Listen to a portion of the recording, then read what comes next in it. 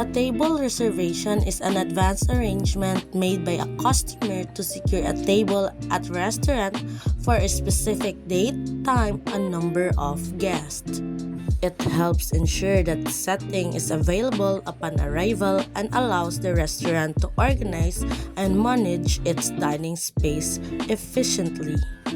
It is commonly made through phone calls, in-person requests, website, or mobile apps, and usually includes details such as guest name, contact information, preferred time, and party size.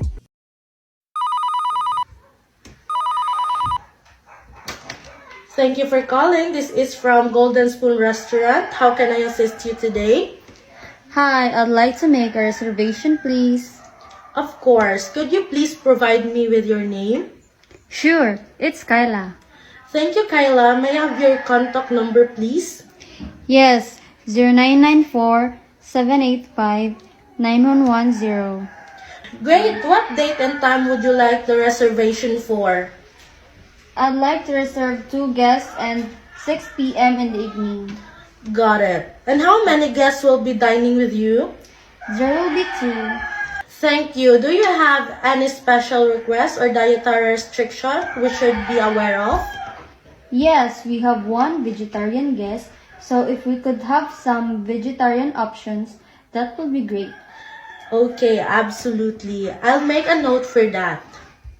Yes. Just to confirm, ma'am, you have a reservation for 2 at 6 p.m. on January 6 under the name of Kyla. Yes, that's correct. Thank you. If you have any change or need to cancel, please let us know at least in advance. Will do. Thank you for your help. You're welcome. We look forward to serving you. Have a great day. Thank you. Bye. Goodbye. Kure ka-